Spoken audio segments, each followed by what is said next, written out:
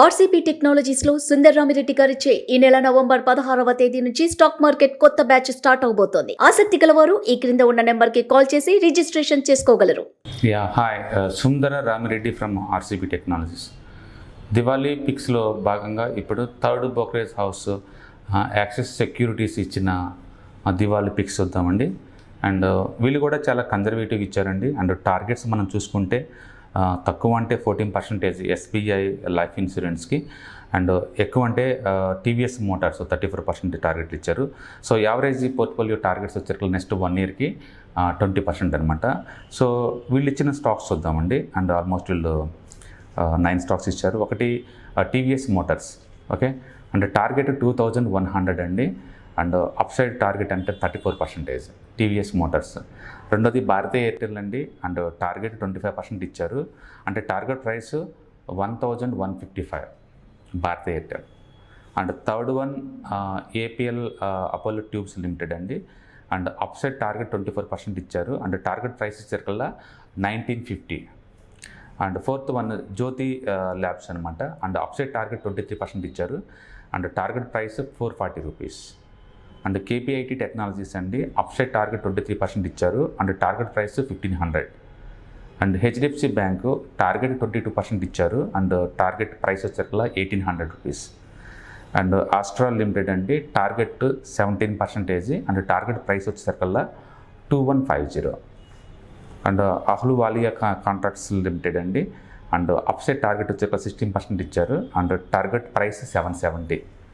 And SBI life insurance అండి. Upside target 14% and target price వచ్చేసరికి 1535. So వీళ్ళు ఇచ్చిన ఈ 9 స్టాక్స్లో తక్కువ టార్గెట్ అంటే ఎస్బీఐ లైఫ్ అండ్ 14% అండ్ ఎక్కువ టార్గెట్ అంటే టీవీఎస్ మోటార్స్ 34% ఇచ్చారు. ఇప్పుడు టెక్నికల్గా ఈ స్టాక్స్ ఎలా ఉన్నాయో ఇప్పుడు మనం చూద్దామండి. అండ్ ఎస్బీఐ మనం లైఫ్ చూస్తున్నాం అనుకోండి, అది ఆల్మోస్ట్ లాస్ట్ 2 ఇయర్స్ నుంచి పెద్దగా మూవ్ ఏం జరగలేదండి. ఫుల్ కన్సాలిడేషన్ అవుతుంది. And all time high ready to breakout అనమాట.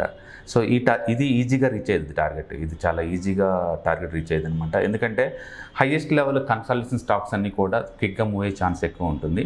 అండ్ ఎస్బీఐ లైఫ్ ఇది ఇన్సూరెన్స్ బిజినెస్ కాబట్టి ఉన్న సెగ్మెంట్ ఇన్సూరెన్స్ సెగ్మెంట్లో ఉన్న కంపెనీస్ అన్నీ కూడా ఇది కొంచెం స్ట్రాంగ్, స్ట్రక్చరల్గా ఫండమెంటల్ స్ట్రాంగ్ కాబట్టి ఇది టార్గెట్ రీచ్ అయ్యే ప్రాబిలిటీ చాలా ఎక్కువ ఉందన్నమాట. సో స్ట్రక్చర్ చాలా బాగుంది. టార్గెట్ రీచ్ అయ్యే ప్రాబిలిటీ చాలా పెరుగుద్ది.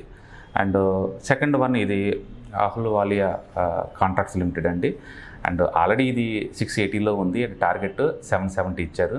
And it's can easily touchable any point of time. So ఇది కూడా రీచ్ అయ్యే ప్రాబిలిటీ ఎక్కువ ఉంది. అండ్ ఆస్ట్రాల్ అండి. అండ్ లాస్ట్ 2 ఇయర్స్ నుంచి ఇది కూడా ఫుల్లీ కన్సాలిడేషన్లో ఉంది. అండ్ టార్గెట్ వచ్చి 2150. ఇది కూడా ప్రాబిలిటీ ఎక్కువ ఉంది. కన్సాలిడేషన్ అవుతుంది కాబట్టి రీచ్ అయ్యే ప్రాబిలిటీ బాగుంది. సో మనం చూస్తే ఇప్పుడు 3 స్టాక్స్ కూడా అవి అన్నీ ఆల్రెడీ కన్సాలిడేషన్లో ఉన్న స్టాక్స్ అండి. అండ్ బేస్ బాగా స్ట్రాంగ్గా ఉంది కాబట్టి రీచ్ అయ్యే టార్గెట్స్ చాలా ఎక్కువ ప్రాబిలిటీ అనమాట. అండ్ హెచ్డిఎఫ్సి బ్యాంక్ ఇది కూడా లాస్ట్ 2 ఇయర్స్ నుంచి 0 రిటర్న్స్ అండి. And target 1800. ఓకే, ఇది కూడా రీచ్ అయ్యే ప్రాబిలిటీ చాలా ఎక్కువ, ఎందుకంటే కన్సాలిడేట్ అవుతుంది ఆల్ టైమ్ హైలో. అండ్ కేపీఐటీ టెక్నాలజీస్ అండి. ఇది ఆల్రెడీ బాగా రన్ అవుతుంది. అండ్ మూమెంట్ కంటిన్యూ ఛాన్స్ ఎక్కువ ఉంది. అండ్ టార్గెట్ 1500 ఆల్రెడీ దగ్గరలో ఉంది కాబట్టి ఇది కూడా రీచ్ అయ్యే ఛాన్స్ ఉంది నెక్స్ట్ 1 ఇయర్ కల్లా. అండ్ జ్యోతి ల్యాబ్స్ అండి. Already all time high consolidation breakout అయ్యి బయలుదేరింది. అండ్ 440 టార్గెట్ రీచ్ అయ్యే ప్రాబిలిటీ దీనికి కూడా ఎక్కువ. అండ్ ఏపీఎల్ అపోలో ట్యూబ్స్ అండి. ఇది ఆల్రెడీ 2020 నుంచి మూమెంట్ చాలా స్ట్రాంగ్గా మూవ్ అయింది. అండ్ ట్రెండ్ కంటిన్యూ అయ్యే ఛాన్స్ ఎక్కువ ఉంటుంది. అండ్ టీవీఎస్ మోటార్స్ అండి. ఇది కూడా అంతే, 2022లో all time high cup and handle pattern breakout అయింది. అండ్ జర్నీ కంటిన్యూ అవుతుంది. అండ్ వాల్యూమ్ చాలా బాగా వస్తుంది. అండ్ ఇది కూడా టార్గెట్ రీచ్ అయ్యే ప్రాబిలిటీ చాలా ఎక్కువ ఉంటుంది. సో మనం ఈ యాక్సిస్ బ్యాంక్ పిక్స్ కనుక చూసుకున్నట్లన్నీ కూడా 1-2 తప్ప మిగతా మొత్తం కన్సాలిడేషన్ బ్రేక్అవుట్స్ తీసుకున్నారండి ఆల్ టైమ్ హైలో. అండ్ స్ట్రక్చర్లు అన్నీ చాలా స్ట్రాంగ్గా ఉన్నాయి కాబట్టి ప్రాబిలిటీ రీచ్ అవడానికి ఛాన్స్ ఎక్కువ ఉంది. సో ఒకసారి ఈ స్టాక్స్ కనుక చూసుకుంటే ఎలా డైవర్సిఫై చేశారో చూడండి. ఒకటి ఆటోమొబైల్ నుంచి టీవీఎస్ మోటార్స్ తీసుకున్నారు. అండ్ టెలికామ్ నుంచేసి భారతీయ ఎయిర్టెల్ తీసుకున్నారు. అండ్ ట్యూబ్స్ లాస్ట్ 2-3 ఇయర్స్ నుంచి ఇండియాలో ట్యూబ్స్ కంపెనీస్ చాలా ఫేమస్ అండి. స్టీల్ పైప్స్ కావచ్చు, మామూలు పైప్స్ అయినా సరే. అండ్ ఏపీఎల్ అపోలో తీసుకున్నారు. అండ్ ఆస్ట్రాల్ కూడా తీసుకున్నారు, 2 పైపింగ్ ఇండస్ట్రీ నుంచి. అండ్ జ్యోతి ల్యాబ్స్ ఎఫ్ఎంజీసీ నుంచి.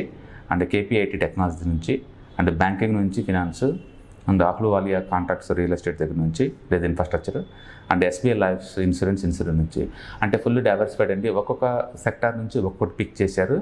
అండ్ మన దీంట్లో కనుక చూసుకుంటే మిడ్ క్యాప్ స్టాక్సే ఎక్కువ ఉన్నాయి. లార్జ్ క్యాప్తో కంపేర్ చేసినప్పుడు మిడ్ క్యాప్ స్టాక్సే ఎక్కువ ఉన్నాయి. మనం ఇప్పటివరకు చూసిన మూడిట్లో అంటే యాక్సిస్ సెక్యూరిటీస్ కానీ, ఎస్బీఐ సెక్యూరిటీస్ కానీ, లేకపోతే జేఎం ఫైనాన్స్ చూసుకుంటే కనుక ఇక్కడెక్కడ లీడింగ్ కంపెనీస్ ఏం లేవు చూసుకోండి. రిలయన్స్ లాంటివి అండ్ హాట్గా ఎక్కువ మంది డిస్కస్ చేస్తున్న సోషల్ మీడియా స్టాక్స్ తక్కువ ఉన్నాయి. అండ్ అందరు కంపల్సరీగా ఒక ఫైనాన్స్ తీసుకుంటున్నారు, ఒక ఆటోమొబైల్ తీసుకుంటున్నారు, అండ్ ఒక ఎఫ్ఎంజీసీ తీసుకుంటున్నారు, ఒక ఐటీ తీసుకుంటున్నారు. చూడండి డైవర్సిఫికేషన్.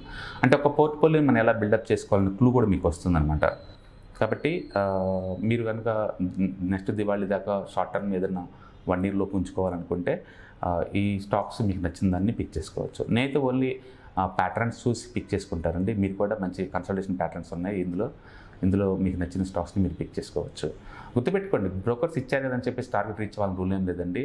అది మైక్రో అండ్ మ్యాక్రో ఫ్యాక్టర్స్ని బట్టి ఉంటాయి అన్నమాట. ఓకే, సో కొన్ని మన కంట్రోల్లో ఉంటాయి, కొన్ని మన కంట్రోల్లో ఉండవు. లైక్ ఇన్ఫ్లేషన్ మన కంట్రోల్లో ఉండదు, అండ్ ఇంట్రెస్ట్ రేట్స్ మన కంట్రోల్లో ఉండవు, అండ్ ఇంపోర్ట్ ఎక్స్పోర్ట్ పాలసీస్ మన కంట్రోల్లో ఉండవు, అండ్ క్రూడ్ మన కంట్రోల్లో ఉండదు. ఇలా గ్లోబల్ ఎకానమీ మన కంట్రోల్లో ఉండదు. ఇవన్నీ ఇన్ఫ్లుయెన్స్ చేయడం ద్వారా ఈ బ్రోకర్లు ఇచ్చిన టార్గెట్స్ డిలే అవ్వచ్చు, లేదా టార్గెట్ త్వరగా రీచ్ అవ్వచ్చు అనమాట. కాబట్టి ఇంటర్నల్ ఎక్స్టర్నల్ ఫ్యాక్టర్స్ అన్నీ కూడా మనకి కోఆర్డినేట్ చేస్తేనే, హెల్ప్ చేస్తేనే మన టార్గెట్ త్వరగా రీచ్ అయ్యే ప్రాబిలిటీ ఎక్కువ ఉంటుంది అనమాట. అందుకని వీటిని మీ ఇన్వెస్ట్మెంట్ ఐడియాస్కి వాడుకోవాలి. అంతే తప్ప స్పెసిఫిక్గా ఖచ్చితంగా ఇవి రీచ్ అవుతున్నట్టు మనం తీసుకోకూడదు అనమాట. బట్ మెజారిటీ బ్రోకర్స్ ఉన్నట్లోంచి ద బెస్ట్ వాళ్ళు డ్యామ్ షూర్ ఉన్నట్టు పిక్ చేసి మీకు ఇస్తారు. కాబట్టి ఇందులో నుంచి మళ్ళీ మీరు పిక్ చేసుకొని బెస్ట్ పోర్ట్ఫోలియో డెవలప్ చేసుకోండి నెక్స్ట్ 1 year కోసం. Okay, all the best. Thank you.